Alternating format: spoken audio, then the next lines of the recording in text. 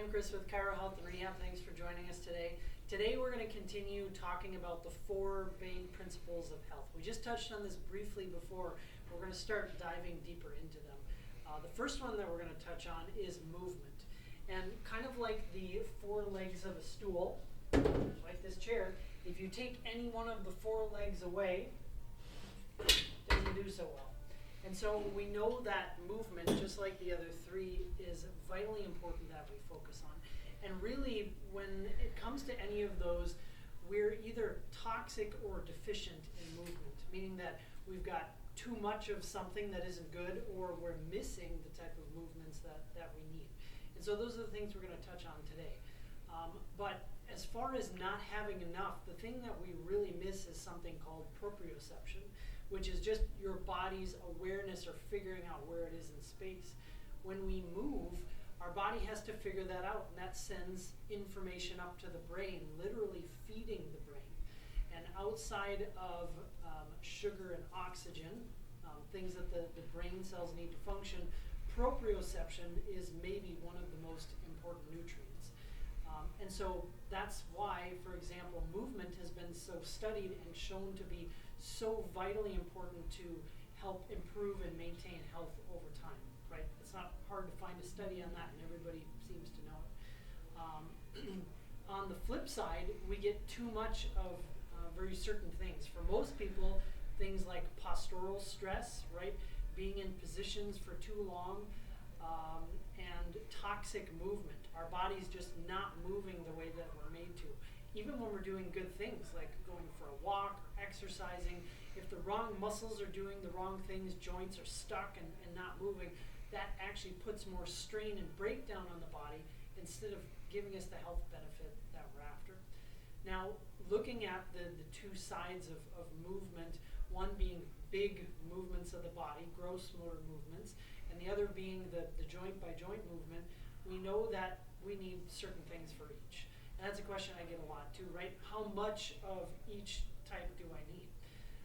And we can really break it down into a 4-2-1 principle, that we're designed to have about 4 hours of low-level, steady moving. Things like walking, jogging, hiking, climbing, things that would start to get your heart rate up, but you could still maintain a conversation.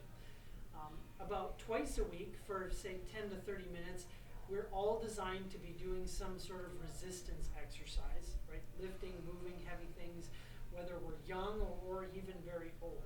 And then once a week, ideally, we do an all-out whole body movement, like a sprint. And again, even as we age, our body really needs that. We just often don't do it because we're worried and we very well might get hurt. Which is why it's so important that we get the body healthy enough for movement before we encourage those big body movements. Now, the other side are the joints themselves. And in fact, each joint in the body is designed to move in certain ways. And if it loses movement, then we lose some of that proprioception, some of the information up to the brain. That's actually where most of it comes from, not just big movements. Most of the proprioception then coming from the spine itself. That's why lack of proper movement in the spine is so devastating to health, but restoring it can be so impactful on a person. And why we focus on what we do here in the office, both with addressing joint issues and getting the body functional, getting the right muscles doing the right jobs.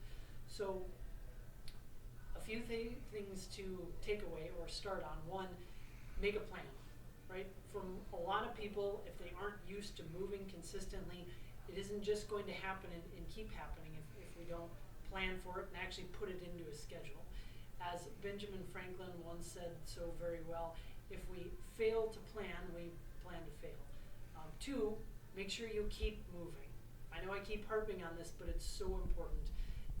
You sitting all day, or on average, we sit about 9 hours a day, can't even be made up by running or being active for multiple hours in the evening. It has to be a constant thing throughout the day. And lastly, and I touched on this before, we have to get functional first. We have to get the right muscles doing the right jobs, the body moving in the right ways if we want to benefit from exercise and movement the way that we're designed. And so coming up next, in an upcoming video, we're going to go through some practical, everyday things that anybody can start with, what we'd call spinal hygiene exercises, things to do at home, at the office, out on the go, to at least get a start on things. But thanks for joining me today. As always, any questions, feel free to reach out on Facebook, on our website, fmchirohealth.com, or here at the office.